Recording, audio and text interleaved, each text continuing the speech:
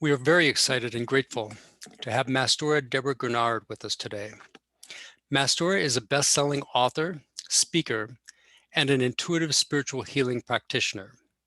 She's a Muqaddim Murabbi in the Shadhiliyya Sufi order with a Master's of Divinity in Spiritual Healing and Counseling from the University of Spiritual Healing and Sufism.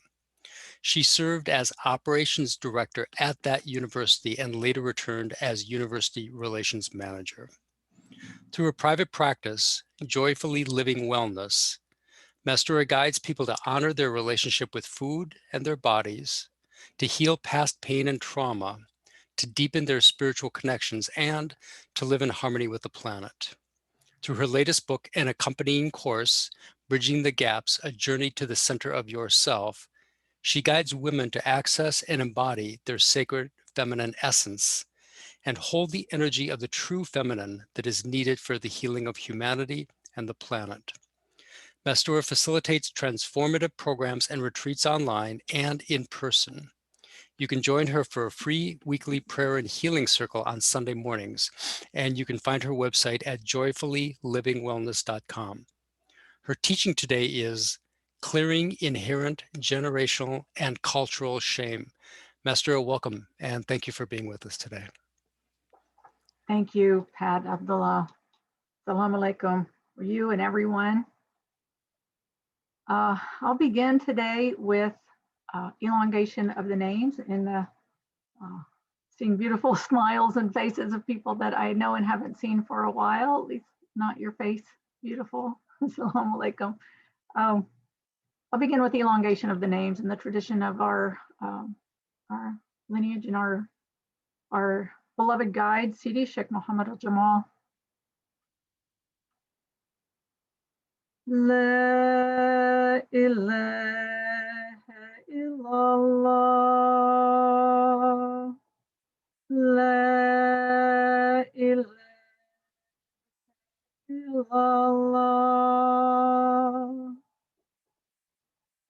La ilaha illallah.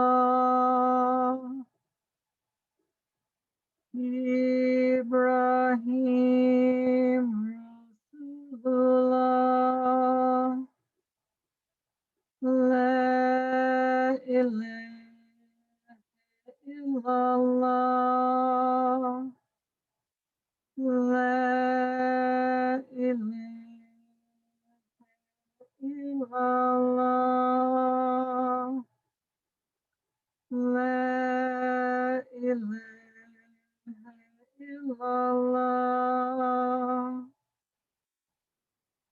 Musa Rasulullah. La ilaha illallah. La ilaha illallah. La ilaha illallah. Isa Rasulullah. La ilaha illallah. La ilaha illallah. La ilaha illallah. Muhammadan Rasulullah. Alayhi salatullah. Bismillahirrahmanirrahim. A'udhu billahi minash shaitanir rajim. Alhamdulillahi rabbil alameen ar-Rahman ar-Rahim. Maliki yawm idin. Iyaka na'budu wa iyaka nasta'in. Ihdina siratal mustaqim. Siratal ladina an'amta alayhim. Ghayril maghdubi alayhim waladdallin. Amin.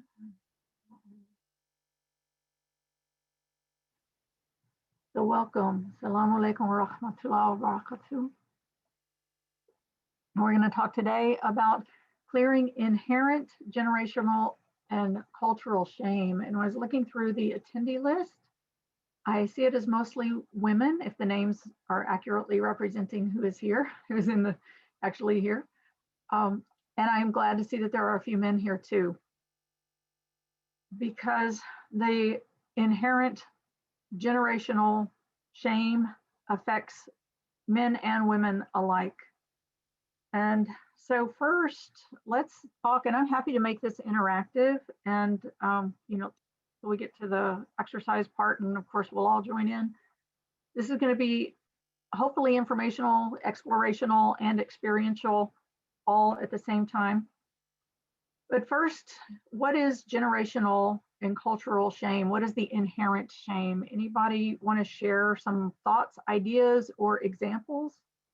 You're welcome to either unmute yourself or pop in the chat.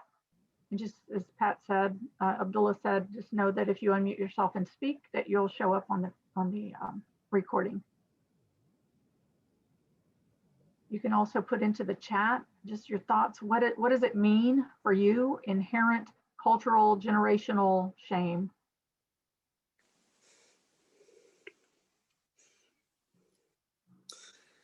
Anyone?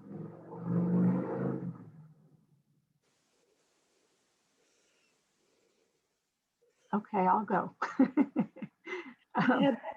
Oh, sure, go ahead. Well, I know that I have generational shame from my ancestors, from my grandfather specifically, allowing the KKK to come in and recruit in his church where he was a minister. Mm-hmm. And I carry a heavy amount of shame over that. Yes, thank you. Thank you. Excellent example. Yeah. Yeah, Kabira, you're welcome to unmute yourself.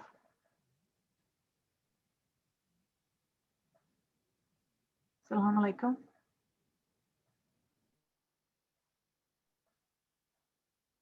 See, you're unmuted, but I don't hear you.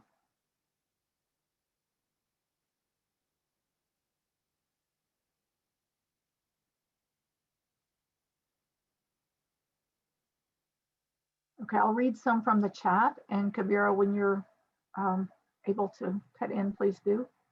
There's one that says, I think of epigenetics and cultural conditioning. Yes. Mental health issues in a family for generations. Yes. And okay, thank you. I feel shame from being different. Thank you, Kabira. Yes. You know, and as Pat said, at the beginning, I work a lot with women, helping us to get in touch with and embody our sacred feminine essence. And there's another one here.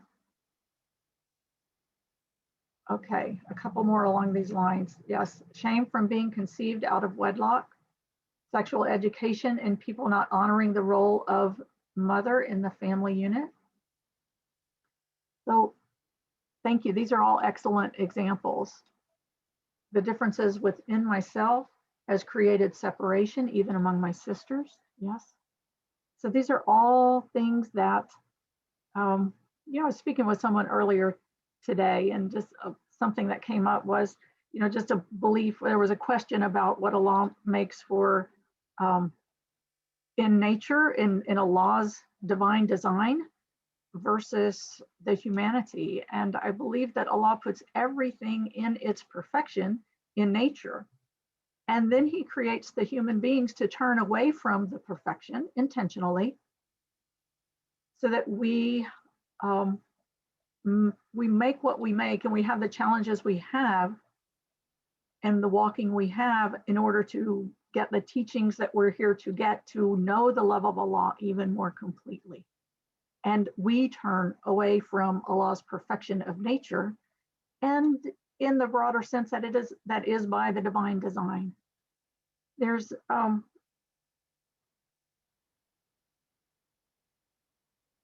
a lot of things that we have been imprinted with.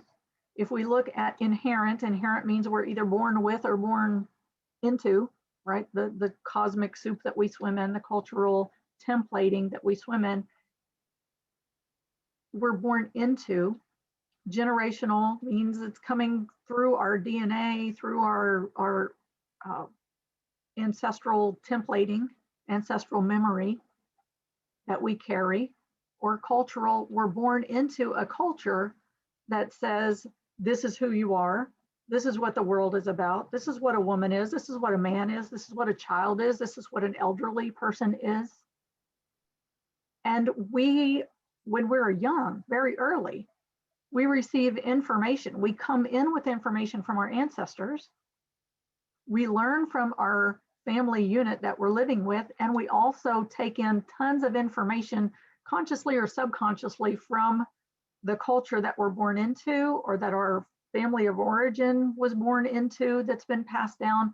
We have all of this templating of information that is imprinted into us that make up, that form what we're going to believe about the world, what we're going to believe about ourselves, the expectations that we have of ourselves or that we believe the world has of us that we have to live into in order to survive, in order to be accepted, in order to be loved.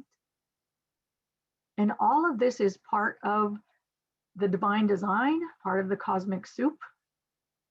And it's a part of what we're here to struggle with. And we have to have a little bit of a struggle in order to come to truly know the love of Allah. So I want to tell you a story a recent story about a beautiful woman who has been taking a number of my classes.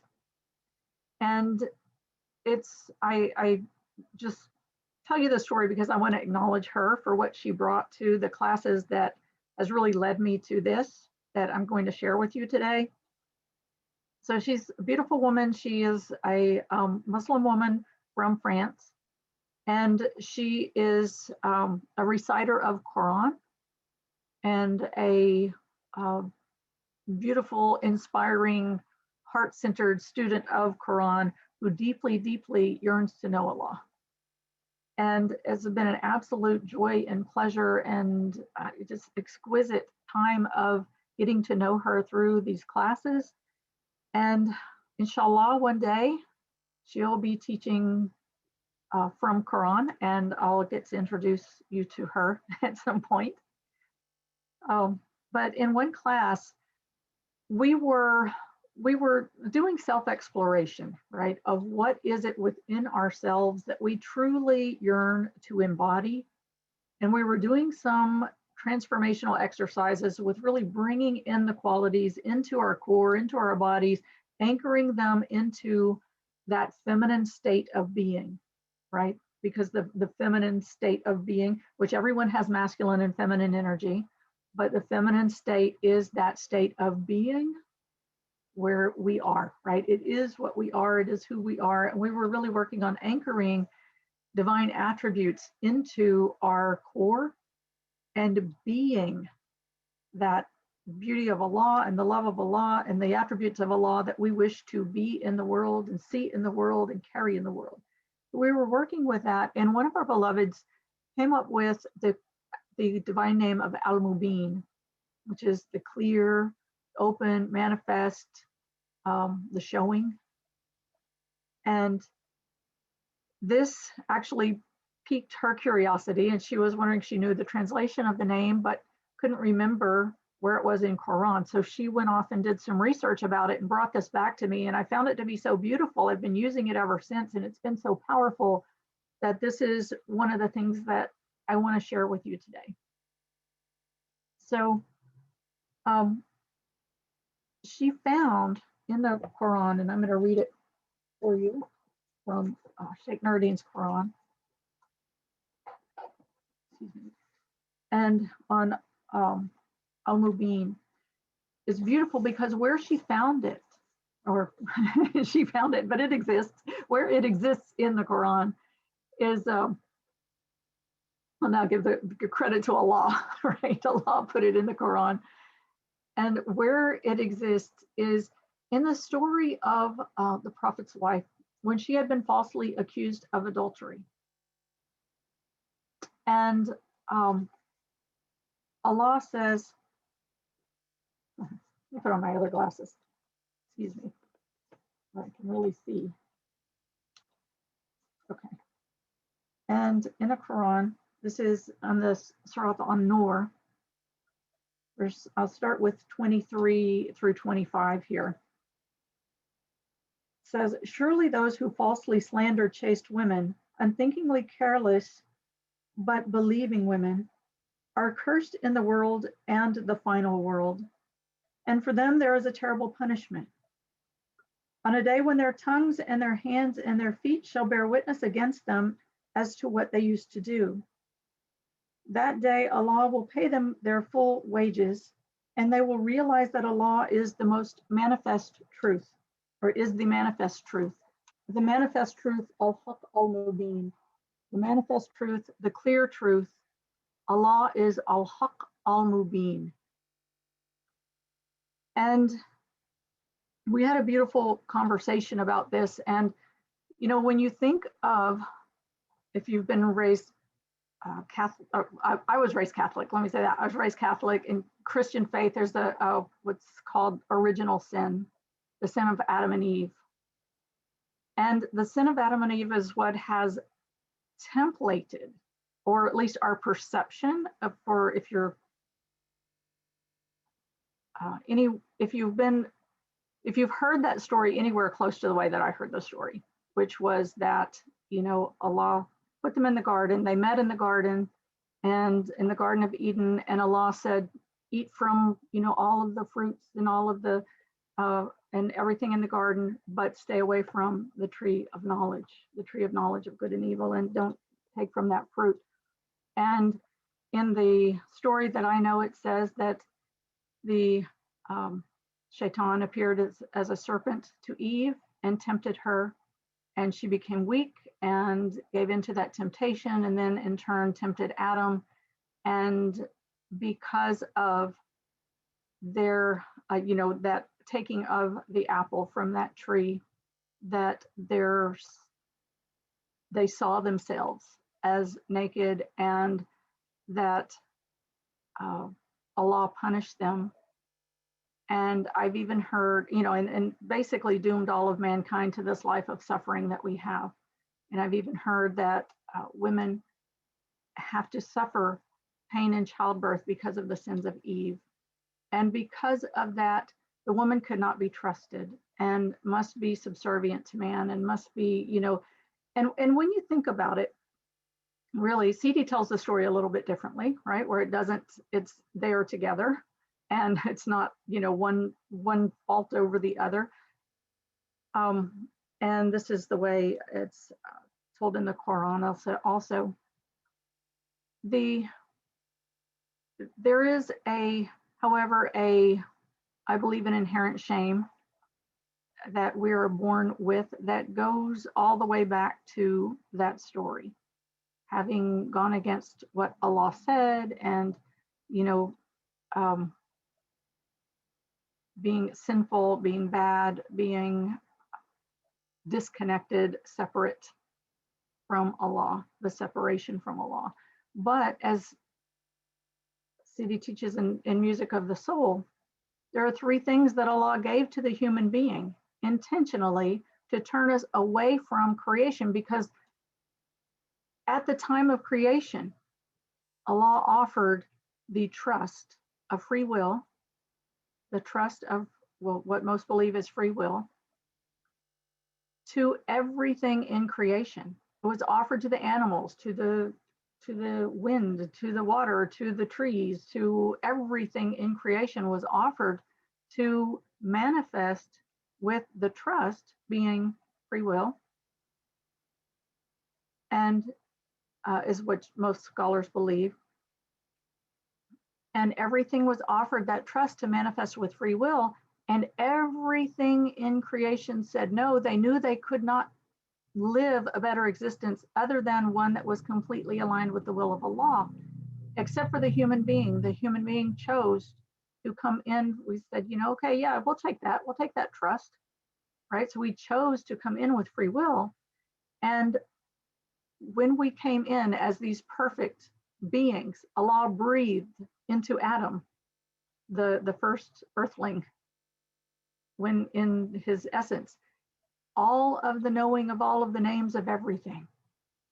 And breath of Allah's spirit is what gives consciousness and life force to our physical forms. Right? Of course, we are spirit beings breathed into physical form, because when the spirit leaves the body dies, it decays and goes back to the earth, right? Of course. And the CD used to say that as well. The three things that Allah put into the human being to turn us away from bliss with Allah: the need to eat and defecate, which, you know, when you compare this to the story of Adam and Eve, which a lot of our inherent shame originally stems from, or the original sin comes from, the need to eat and defecate.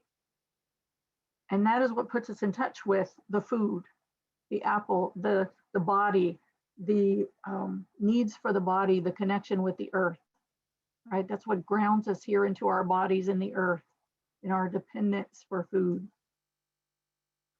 Allah put into the human being the desire to make love and procreate, which when Adam and Eve saw each other, that's intended, that they would come together, that they would make love, that they would procreate, that they would perpetuate this species of human being on this planet Earth. And also the third thing is the desire to be king. And this is our desire for individuation, our desire for our own purpose and success, and all of the things that we thrive for. And that's a part of what propels us on our journey. And so all of these things are really, when you look at the story of Adam and Eve,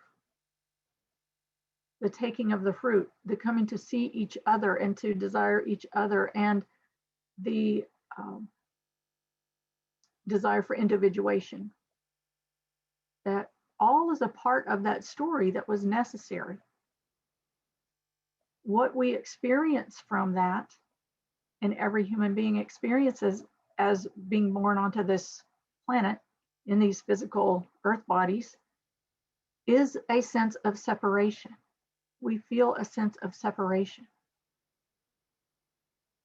And in feeling that separation, our minds, which are hardwired for our survival, our minds and our nervous systems are hardwired for our survival on this planet, on this plane, in this realm. It does all kinds of crazy things and construes all kinds of perceptions and misperceptions and stories about who we are, what we're supposed to be. And I'll tell you, we have come as a culture, culturally, we have come so far from what Allah created us to be and intends, I believe, for the man and the woman, and it's all within Allah's plan.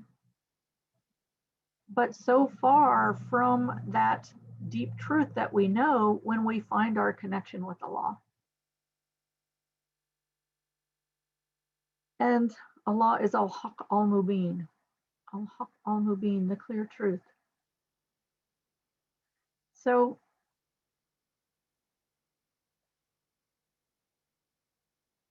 it's beautiful that Allah uses that name, Al-Haq Al-Mubin, the manifest truth, the ultimate truth, the clear truth, in helping us to wash away, well, I'll say, in helping us to know him and know his clear truth in times of false perceptions, false accusations, because our world that we're born into right now is all about false perceptions, all about false templating of who we're supposed to be, what we truly are. And, you know, I teach a lot to women about what the expectations of the women are, but it's equally as bad for the men. Women have this expectation that, you know, we're supposed to be sex goddesses, and, you know, and to be the you know, to be the evil temptress and the seductress, and to be the you know, like the Mother Mariam at the same time, you know, and it's impossible. And this is templated onto, I know it was templated onto me, this whole dichotomy from a young age, and it is to our children now. And I don't want to bring up really horrible things, but you know, there's today being Super Bowl, this was going to be the night of the Grammys also, and that got moved to March because of the virus. It got postponed to March. But I don't know, has anybody here heard about this, the song that is our 2020 song of the year in the hip hop and rap? I mean, it's, to me, it's kind of, it's something that really lit a fire in me, and lit a fire of anger in me. It's a song that is, I mean, if you think the pendulum was ever stuck into the, like maybe we were too reserved or too shameful or whatever, this has busted that pendulum loose and swung it all the way to the other side. And to me, it's gone too far. And so I have a passion to help us as women and as men to clear our sexual shame, perceptions of what is expected of the man and the woman in society and in relationship with each other. And because what Allah created within us is sacred. And as any sacred, it's a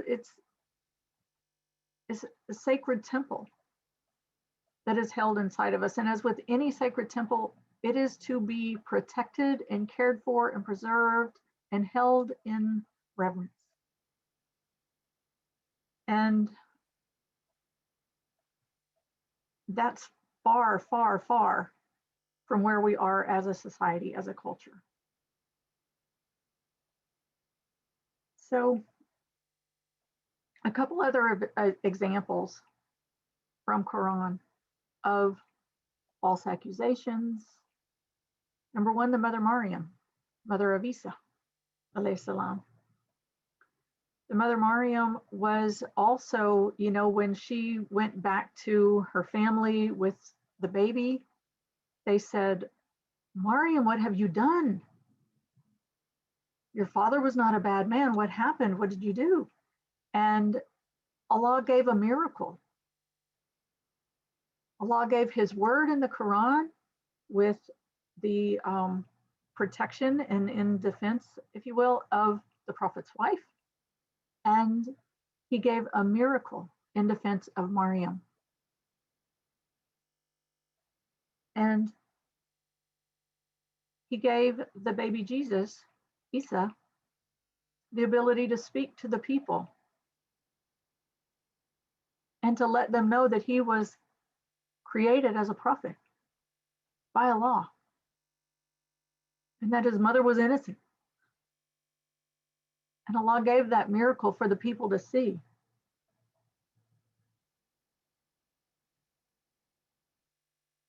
So we have these stories. We have the story of the Prophet's wife. We have the story of Hawa, Eve. We have the story of Maryam, that are all instances where there could have been and probably would have been and have been for many of us cases that would have brought about shame, separation, fear, and Allah comes to the defense and protection. So another question for you. We've been born into a lot of false imprints, false accusations, false beliefs about who we are as men and women, as young and old, as, you know, everything in between. And a question for you, what, if you feel like you want to share, and no pressure, but what are some of those imprints and beliefs? And it doesn't have to be specific to you and your current history, but we're talking about cultural and generational here, right? Things that are inherent, that we're born in with. What are some of the belief systems, cultural expectations, things of that nature that you've been born into, that are in the cosmic soup that you've been born into, that have affected your expectation of yourself, who you're supposed to be in your time of separation, shall we say, that led you to try to behave in certain ways or do certain things to get acceptance in the world and survive in the world? Does that question make sense? We all come into a culture and into a family unit, and we carry the generational stuff that says, okay, here's what you are. And as you, a woman or a man or a young girl or a young boy, here is what is expected that you are. Here's what's expected that you will become. And here's what is expected that you will, how you will behave.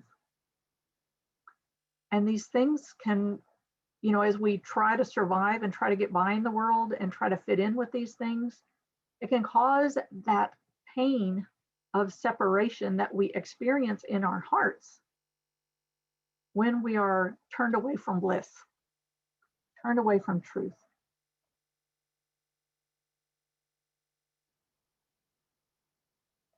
Oh. Okay. There is a note in the chat. My wife's grandma just passed away and she is leaving the call. So blessings. Okay. And this one says, my evangelical upbringing taught me that anything of joy was going to land me in hell. Yeah.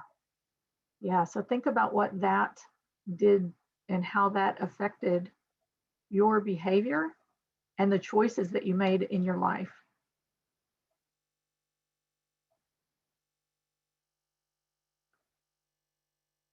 I can say I had a lot of feelings of expectations of what it meant to be a young woman, what you had to do in order to be accepted, to have friends, to be liked, to be loved, to get the attention of a man and have a relationship. These are all desires that we're born with, right? And we turn away from bliss and we turn to a world that says this is what's expected of you. And I can tell you that a lot of the patterning that I followed, and I know from talking to other people that I'm not alone in this, but the patterning that I followed led me to carry a great deal of shame and remorse.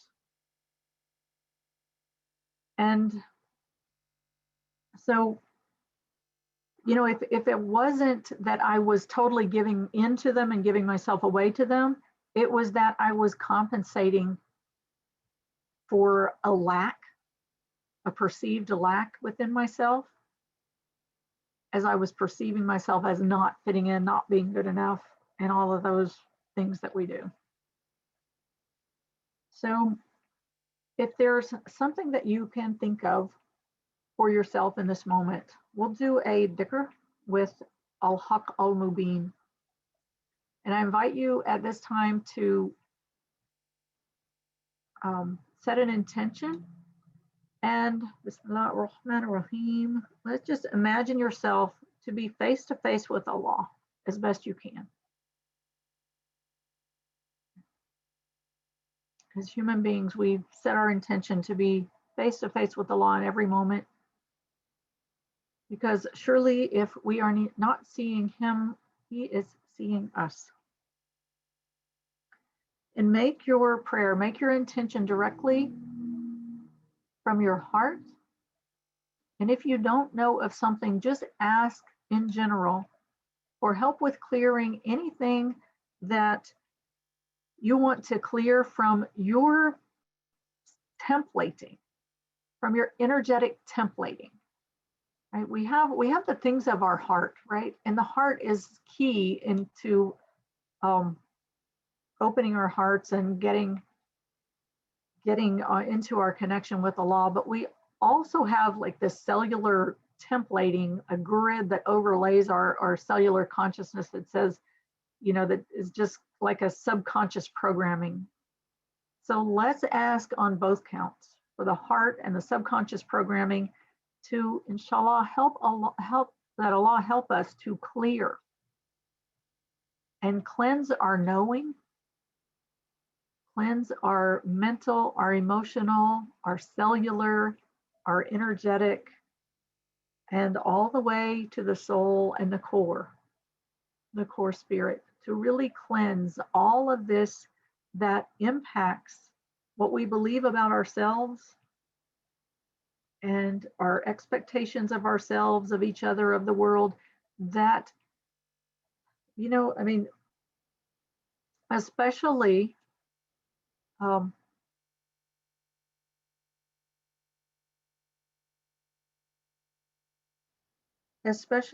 as it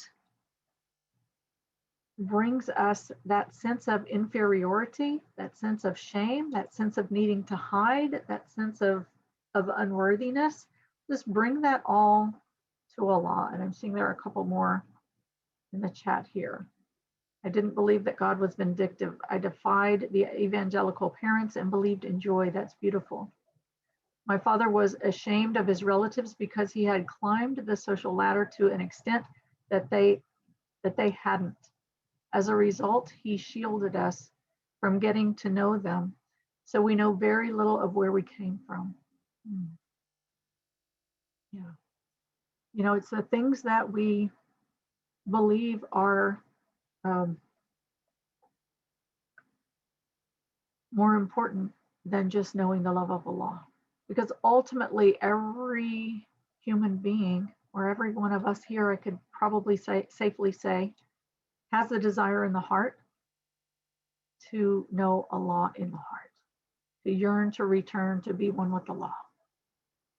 And that will supersede any desire for the individuation, for the success, for the money, for the any of those other human needs that we have. And inshallah, that would give us trust. Okay. So, Bismillah ar-Rahman ar-Rahim, let's just hold whatever your intention is and bring the name al-Haq al-Mubin. If you feel it in your heart, bring it into your heart. If you feel it in your body, bring it into your body. If you're holding a picture of whatever that is, bring it into the picture. But let Allah, inshallah, wash from you the inherent shame that keeps you in separation and keeps you believing that you are other than His perfect creation. Ya Allah, Ya Haq, Ya Mubin. Ya Allah, Ya Haq, Ya Mubin. Ya Allah, Ya Haq, Ya Mubin. Ya Allah, Ya Haq, Ya Mubin. Ya Allah, Ya Haq, Ya Mubin. Ya Haq, Ya Mubin. Ya Haq, Ya Mubin.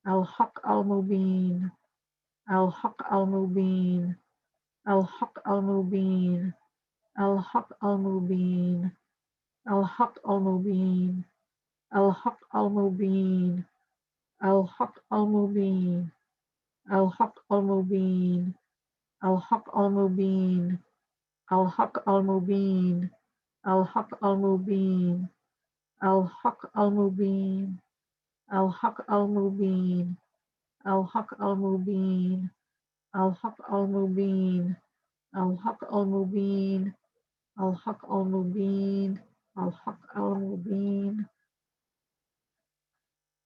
Ya Allah. Beloved Allah, please cleanse and purify our souls. Please cleanse and purify our bodies. Please cleanse and purify our minds. Please cleanse and purify our hearts. Please cleanse and purify our spirits. Please cleanse and purify our highest knowing. Turn us to you and only you, to witness you, to know you, to say yes to you and you alone. Surah Al-Fatiha, Bismillah ar-Rahman ar-Rahim. Alhamdulillahi Rabbil Alameen ar-Rahman ar-Rahim. مالك يوم الدين إياك نعبد وإياك نستعين اهدنا صراط مستقيم صراط الذين أنعمت عليهم غير المغضوب عليهم ولا الضالين.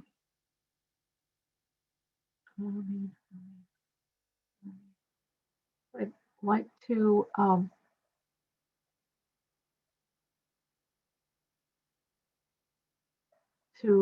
open for any questions, if anyone has any questions or comments or anything about your experience. You're welcome to unmute yourself or raise your hand, whatever is easier for you, or put in the chat. Yes, Salam?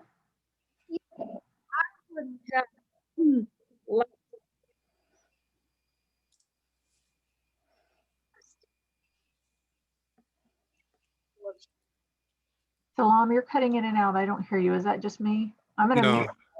she Okay. is cutting in and out. You're still cutting in and out, Salam. Can't hear enough of your. Maybe come close to your mic.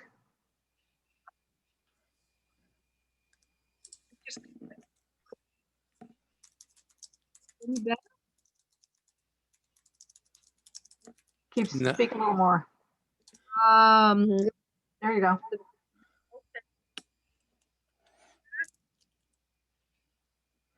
No, it's still cutting in and out, Salam. Yeah, still not happening. You want to write it in the chat box, Salam?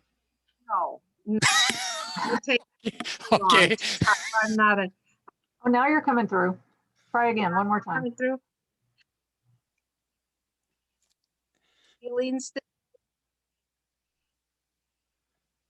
No, we're missing most of the words, Salam. Shoot.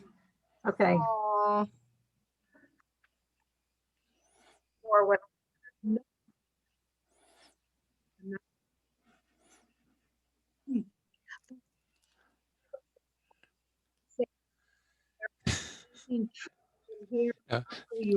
Pick that up a little bit and I'll at least say the name of the book that you're holding up. Lift it up a little bit. Secrets of, that's all I see. Lift it, of Divine Love. Alhamdulillah. Secrets of Divine Love is a book she's holding up. So she's saying something about it. I don't know what you're saying though. I'm sorry.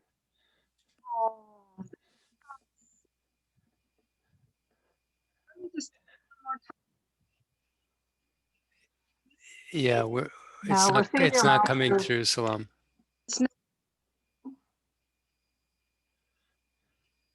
I'm going to go to Shadhiliyya Rahima. Yes, thank you. Sorry, Salam. Yes, Shadhiliyya. Yeah, Assalamu alaikum, everyone. Thank you so much. It was just very beautiful and something I needed especially. So it went very smoothly, and there was a lot of shame and guilt and curses hidden inside. And sometimes they were coming up but didn't know how to clean up. So thank you so much. Thank you. Thank you. Alhamdulillah, thank you.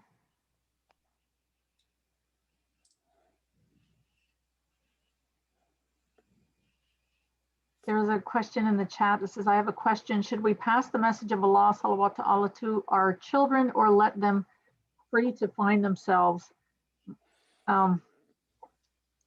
I'll tell you my feeling about this is that we are here to guide them and to help them.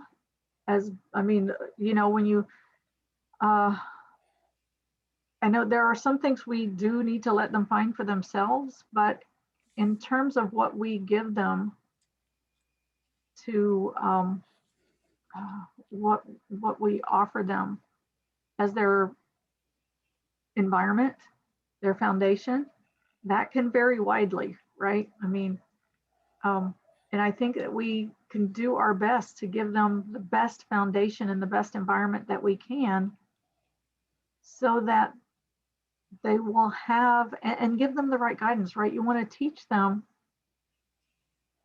and like, what is at the heart of Sufism is just basically the love. You want to teach them about the love in the heart and the love and the desire, steer them toward their own desire to do good in the world and to be a light in the world and to understand about love and separation from love and compassion and truth and how to be a good person, how to be kind, how to be honest, how to be, and direct them on how to find themselves as best they can, and support them to be that. I don't think that we can put them into a box that says you have to be this, but we definitely give them the message as best we know and help them to connect with and find the love and the truth and the desire to know Allah within themselves. And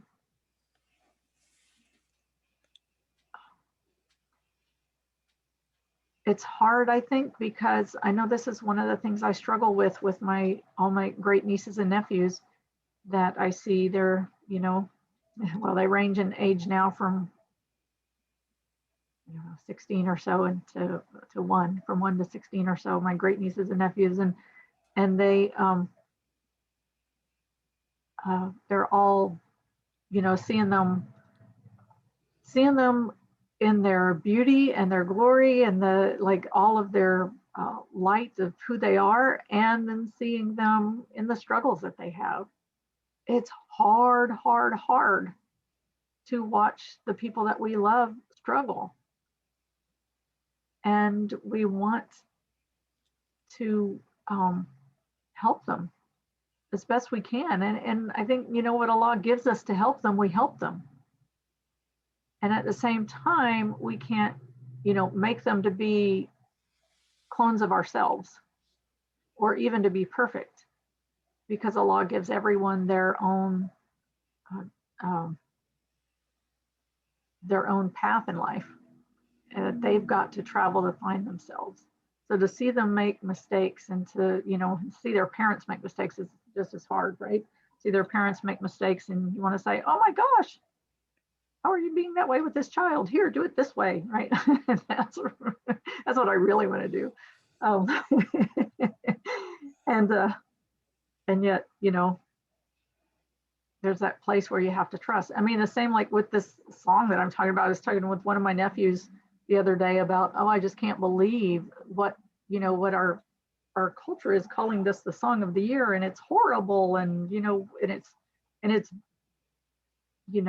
very sexually explicit, and it's by women, and it's anyway, it's like, as I like to say on this one, we've heard it from men, and the men exploiting the power of the feminine sexuality for their own gain and for, just really in ways that have been really degrading. And now, and then this has been for decades, we're hearing it from women too. And it's kind of like under the name of, we'll take our power back, but it's also really, I think the reality of it is that we're not taking our power back. We're taking the power to exploit the power of our feminine sexuality, as the men have been doing and making lots of money on. So, it's like, let's think about this. Like, okay, I can abuse myself better than you can abuse myself, and I can get rich on it too. It doesn't make sense to me.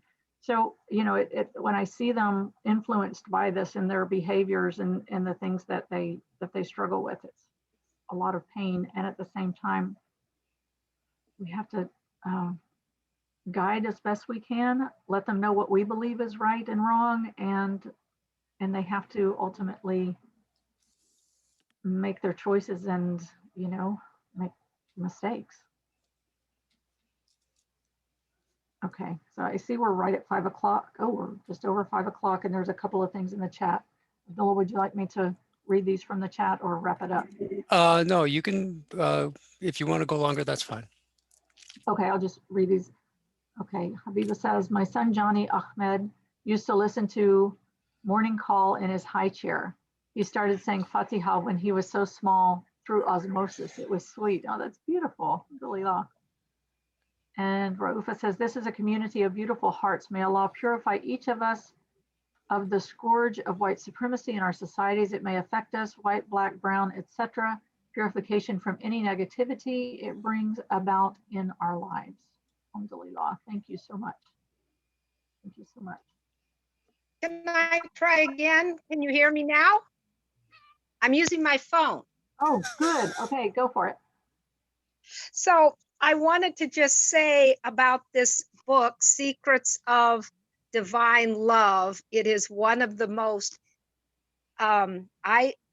easy to understand, straightforward, and it tells you the truth about who you are.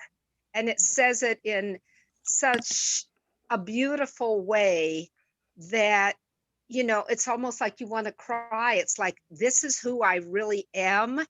And it, like I said, it's so beautiful. And I just would highly recommend that book. And the other thing I was saying earlier about the healings, what I was getting in touch with was the place in me that came in, knowing who I was. And very shortly, it's like my parents couldn't support that. And so, I grew up not really believing who I was. And so then I, in turn, did the same thing to my children. And I'm seeing, as I heal myself, the shift in my children. And it's very uplifting. Beautiful. So, alhamdulillah. Alhamdulillah. Thank you. Okay. All right. Well, I want to thank you all for, let me close us with this one little poem from Sidi's book, Taste of the Love, from our beloved guide, Sheikh Muhammad Saeed al-Jamal al-Rafai al-Shadhiliyya. Says, perfect with the love, the beauty, yourself, if you sought the secret of the universe, the spirit is like a mirror. It reflects the beauty of what is in it. And let the love live within you to find the meaning with the whole unite.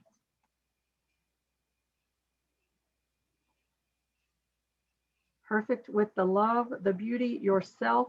If you sought the secret of the universe, the spirit is like a mirror. It reflects the beauty of what is in it. And let the love live within you to find the meaning of the whole unite. Actually, he begins this chapter with, know that love is the root of every case, every manifestation of the existence. And after that are the levels, because the levels fit under the love. The levels are the path of the love, or the fruits that are harvested on the way to the love, such as determination, courage, hope, patience, acceptance, knowledge, and individuality, and many other requirements that we hope to gain with perfect love. That's the one I meant to read. I was like, Okay. So the levels of the path of the love, or the fruits that are harvested on the way to the love, such as determination, courage, hope, patience, acceptance, knowledge, individuality, and many other requirements that we hope to gain with perfect love. All by Allah's plan, Allah's divine orchestration, and contained within Allah's mercy. Thank you all for being here today. Thank you. Thank you, Abdullah. Thank you, Master, for a wonderful teaching. So we are going to